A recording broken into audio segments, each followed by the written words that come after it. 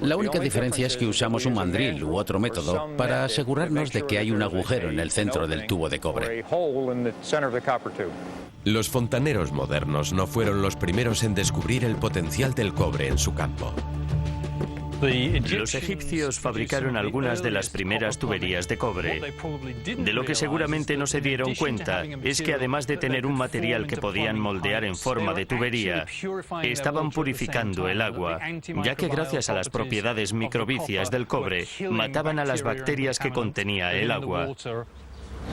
En la actualidad, las propiedades microbicidas del cobre han impulsado a los expertos a estudiar el potencial del metal. Con las investigaciones que hay hoy en día en curso, se ha descubierto que tiene capacidad para matar a ciertos patógenos. Se ha visto que el cobre puede inhibir el crecimiento biológico de un sistema en un plazo corto de tiempo. Acaba con él. En un futuro próximo puede que el cobre se utilice en pomos de puertas y barandillas de hospitales para detener la propagación de bacterias como los estafilococos.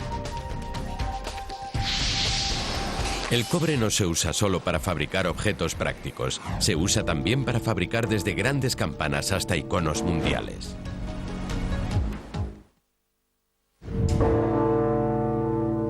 Esta es la campana de la paz mundial. Tiene 3,5 metros de alto y pesa 30.000 kilos. Es la campana oscilante más grande del mundo.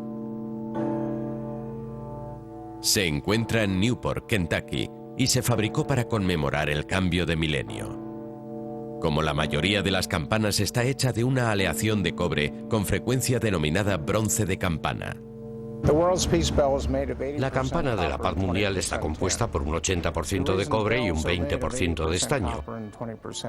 La razón para usar esta proporción es la calidad del sonido.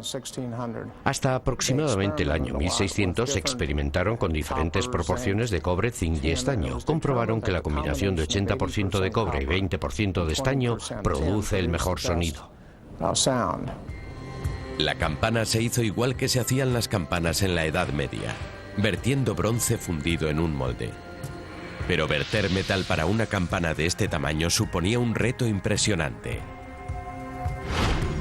Teníamos 36.000 kilos de metal listo para verter. Calculamos que había que hacerlo en 4 minutos 54 segundos. Si se hacía demasiado lento, acabaría como la campana de la Libertad de Filadelfia. Si no se enfriaba de forma uniforme, existía el riesgo de que la campana se rajara la primera vez que se tañera, porque el metal no tendría consistencia, no tendría dureza suficiente.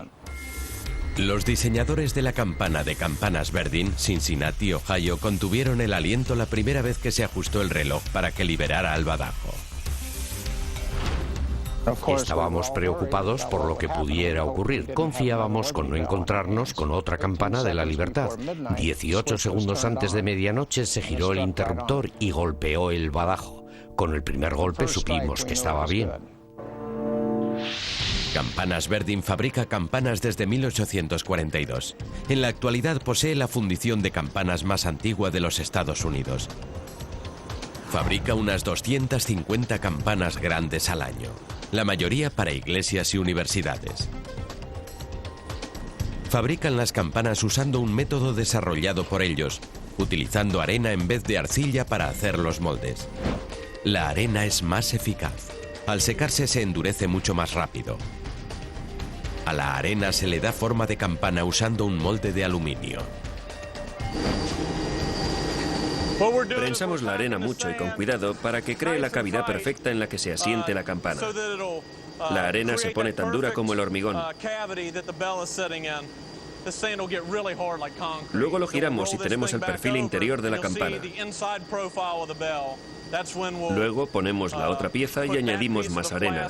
Hacemos exactamente lo mismo. Cuando rompemos la parte de la copa, quitamos el molde. Así podemos volver a unir las dos partes y crear una cavidad que reproduce de forma exacta tanto el interior como el exterior de la campana.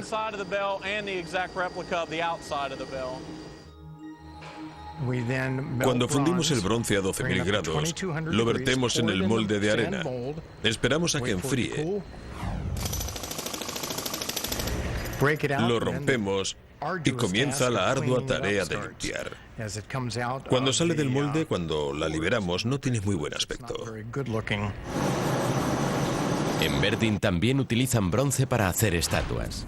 Durante siglos los artistas han valorado la belleza y durabilidad del bronce. Algunas estatuas se moldean usando un procedimiento similar al usado para hacer campanas.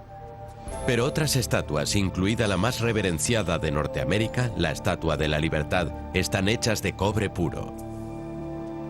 Puede parecer que es de cobre sólido, pero no lo es.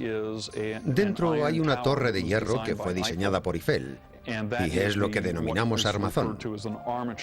Es una estructura muy compleja que aguanta la piel de la Estatua de la Libertad. La piel de la Dama de la Libertad se esculpió con 72.000 kilos de láminas de cobre puro. Antes de que la piel pudiera ser remachada al armazón, se dio forma a cada una de las 300 planchas usando una vieja técnica de herrería llamada repujado. Este proceso se sigue usando para detalles intrincados. El herrero Larry Stearns la utiliza para crear un ornamento de tejado. El repujado consiste en golpear una lámina para obtener lo opuesto a un relieve. Para realizar la técnica del repujado, se comienza con una plancha de cobre blando y martilleas hasta darle forma. A medida que golpeas, se va endureciendo hasta el punto en que se hace quebradiza y se parte. Generalmente se emplea también un procedimiento llamado templado.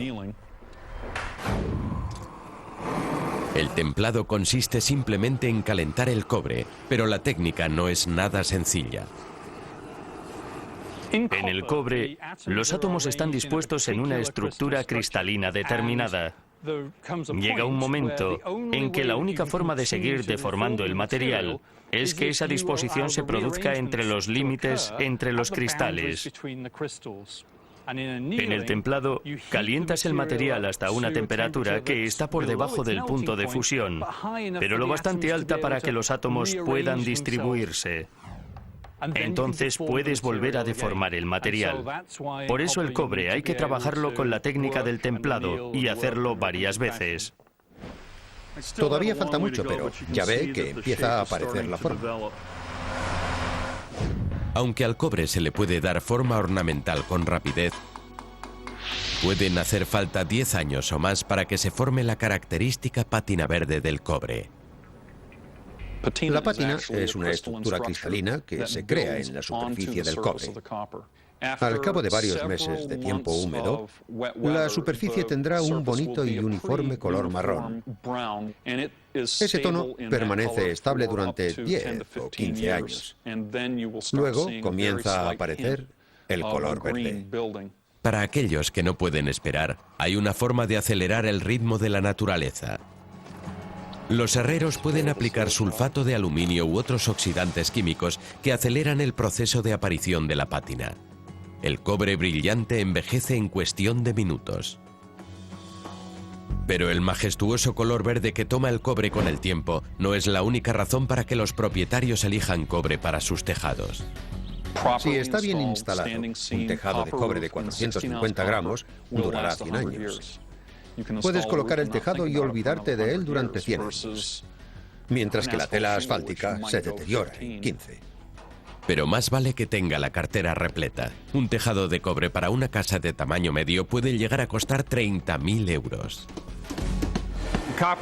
El cobre ha demostrado su durabilidad, porque podemos ver catedrales europeas que tienen el mismo cobre en el tejado desde hace cientos de años. El proceso químico que hace que los tejados de cobre desarrollen una pátina protectora es la razón de que duren tanto. La pátina es simplemente lo que sería la herrumbre en el hierro. Forma una barrera entre la atmósfera y el metal, proporcionando una capa protectora. Los tejados y las campanas muestran que el cobre es ideal para proyectos medianos y grandes, pero el cobre también sirve para lo pequeño. Se encuentra en la mayoría de los aparatos electrónicos. Circuitos integrados, más comúnmente llamados chips de ordenador, están en el corazón de todo aparato electrónico. En la última década los circuitos de cobre han permitido que los chips y por consiguiente multitud de aparatos electrónicos sean más pequeños y más potentes. Al principio se usaba aluminio para los circuitos integrados porque era el mejor material al ser compatible con el resto de la tecnología de los circuitos integrados. El cobre se ha conocido toda la historia como un metal muy bueno para interconexiones. Sin embargo, tiene algunas propiedades negativas. Si entra en contacto con el dispositivo, cambia sus propiedades y el circuito integrado no se comportaría como estaba diseñado que hiciera. A mediados de la década de los 90, los circuitos de aluminio no podían ser lo bastante pequeños para encajar en los diminutos aparatos electrónicos. La resistencia del aluminio al flujo de la electricidad significa que hace falta más aluminio y más espacio para que pase corriente suficiente.